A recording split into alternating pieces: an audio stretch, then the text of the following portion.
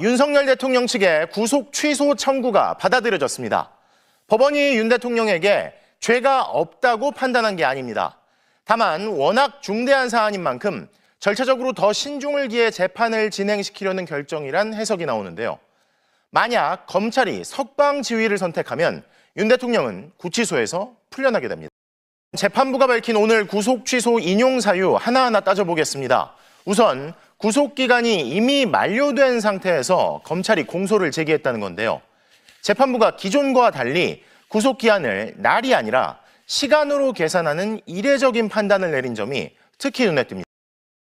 법원은 오늘 구속 취소 청구를 받아들이며 두 번째 이유로 절차적인 문제를 들었습니다. 공수처의 내란죄 수사권에 대해 아직 대법원 판단이 나오지 않아 논란이 있고 향후 문제가 생길 수 있다고 지적한 건데요. 문제의 소지를 없애기 위한 판단이라는 해석이 나옵니다.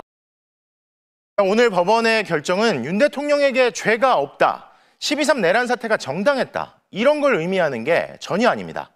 하지만 윤 대통령 측과 지지자들 그리고 국민의힘에선 마치 일종의 면죄부를 받은 듯한 주장이 나오는데요. 그럼에도 불구하고 만약 윤 대통령이 석방된다면 그동안 보여줬던 것 이상으로 극렬 지지층을 자극하면서 더 극심한 사회 혼란과 충돌을 불러일으킬 가능성이 큽니다. 아마 오늘도 이게 말이 되나 싶은 분들 계셨을 겁니다. 그런데 생각해보면 내란 이후 지금까지 말이 안 되는 일이 얼마나 많았습니까? 하지만 그때마다 결국엔 대통령의 폭주를 멈춰 세웠던 연결된 시민들의 마음이 바라는 대로 꼬인 매듭은 풀려왔습니다. 세상엔 아무리 막으려 해도 막을 수 없는 것들이 있기 때문입니다. 끝까지 마음을 놓지는 말아야겠지만 결국 우리 헌법에 담긴 뜻과 국민의 명령대로 이뤄질 겁니다. 나름 포근하지만 공기질이 답답한 하루였습니다. 이것은 오늘 서울의 모습인데요. 이 도심 건물은 미세먼지에 가려져 희미하게 보이고 있습니다. 서울의 일최고 농도가 오후 한때 75마이크로그램까지 치솟아 평소의 3배나 짙었는데요. 아쉽게도 수도권을 중심으로는 주말 내내 미세먼지가 나타나겠습니다. 날은 더 포근해지겠습니다. 오늘 서울의 낮 최고 기온은 11.1도, 광주는 13.2도를 보였는데요. 일요일부터는 따뜻한 남서풍이 유입되면서 남부지방의 낮 최고 기온은 15도 안팎까지 오를 전망입니다.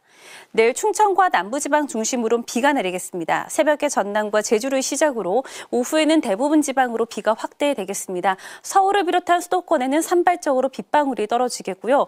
남부지방에는 5mm 안팎, 강원 남부와 충청도에는 1mm 안팎의 비가 조금 내리겠습니다. 내일 중부지방 중심으로는 오후부터 점차 맑은 하늘이 드러나겠습니다. 아침 최저 기온은 서울 2도, 대전과 대구 3도, 목포 4도를 보이겠습니다. 낮 최고 기온은 서울 10도, 대구 12도, 광주 11도까지 오르겠습니다. 다음 주 화요일에는 서울의 낮 최고 기온도 15도까지 오르면서 따뜻해질 전망입니다. 날씨였습니다.